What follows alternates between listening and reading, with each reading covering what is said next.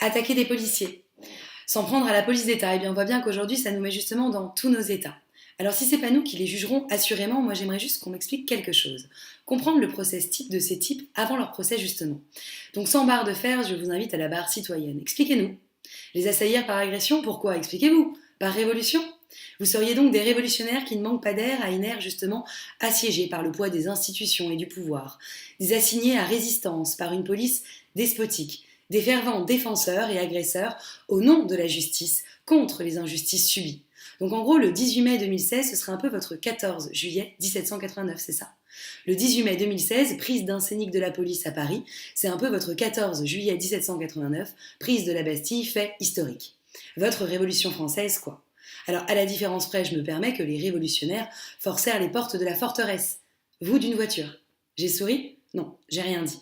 Et d'une voiture française en plus. Le signe de votre rage est fort. Pas sûr que vous ayez pensé à cet aspect en fait. Alors, qu'est-ce qui se passe? Vous en voulez à la police, c'est ça? Désolé, mais c'est désolant de s'en prendre justement à un fonctionnaire de police. Je reste poli, mais il y a un truc qui ne fonctionne pas. Eureka. J'ai des pistes d'interprétation, enfin je crois. Vous adoptiez peut-être hier une démarche punitive et réfléchie, cherchant à combattre et à condamner les dérives, débordements et excès, qui existent, c'est vrai, mais dont vous faites de la navrante exception la tradition, le quotidien de la profession. Ce qui serait une voix, mais ça me laisse sans voix, caricaturale qu'elle est, et justement amnésique des missions de la fonction, et du dévouement de ses agents, au comportement parfois soumis à critique, ça je l'entends tout à fait. Mais je sais pas, ça colle pas, vous n'avez pas l'étoffe de cette réflexion-action, cagoulé que vous êtes sous l'expression de vos pulsions. D'autres pistes. Vous êtes instable, déséquilibré, vous vous ennuyez peut-être. Bon, je sais pas, ce policier était l'amant de votre femme. Il vous doit de l'argent comptant, du coup vous n'êtes pas content. Non? Vous vous êtes cru dans une mauvaise version d'un très bon film d'action. Ou alors vous pratiquez le twirling bâton en barre de fer. Non, ça se verrait et c'est pas le cas. Vous avez un problème de voiture. Vous êtes écolo et vous privilégiez du coup le vélo. Ou alors vous en avez après Renault. Et le non-plafonnage du revenu de son patron. Un sujet actuel, vous voyez. Donc bam, là, mat, voilà, ça y est, vous voyez une scénique, et puis à l'ego, on la prend d'assaut. Ou alors c'est l'inverse. C'est justement pas que vous aimez pas les voitures, c'est que vous les aimez trop. Vous seriez ce qu'on appelle un mécanophile. Ok, j'arrête, on voit bien que là c'est pas trop plausible. Vous aimez tout simplement juste la violence, non? C'est pas ça? Vous êtes bête, au double sens du terme, maso, voire scato. Vous avez une attirance pour les situations extrêmement merdiques. Les situations qui puent, quoi. Vous aimez bien allumer la mèche, à coups de barre de fer, un masque sur la tête, en prenant sèchement par derrière. À présent, justement, vous feriez bien justement d'assurer vos arrières. Alors ouf, heureusement pour vous, et pour lui aussi, le policier hospitalisé, eh bien, il n'est pas en danger. Contusionné, mais sans fracture.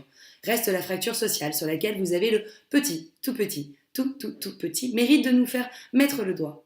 Eh bien, pour reprendre, et en tout cas pour rendre au gaillard ce qui revient au gaillard, vous n'êtes en tout cas pas que des révoltés, je dois vous le concéder, qui du fond de votre canapé ruminaient sans rien faire, comme certains justement qui, aujourd'hui de chez eux, vous soutiennent, c'est navrant, oui.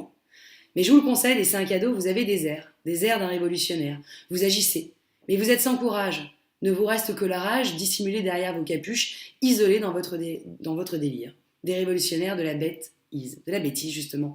Observez d'ailleurs la vidéo. Vous parvenez même à gêner vous-même la plupart de ceux qui vous entourent et participent du même mouvement que vous, justement, un mouvement de protestation. Vous pensiez soulever les foules, râpez. C'est les foudres démocratiques que vous soulevez actuellement. Je ne sais pas vous, mais pour ma part, si je suis choquée, je suis surtout vraiment gênée. Votre haine, elle me gêne, j'ai la honte. J'ai honte pour vous, je ne sais pas pourquoi.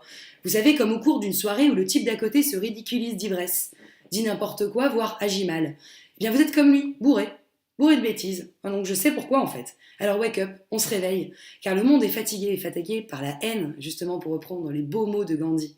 Et si, comme l'écrit notre cher Jean-Paul Sartre, la violence se donne toujours pour une riposte à la violence de l'autre, une réponse quoi. À prendre en compte, en partie, essayer de retenir des choses, de l'impensable, de l'intolérable aussi. Casquer de ses bleus, des bleus portés, et aussi au casque bleu d'ailleurs.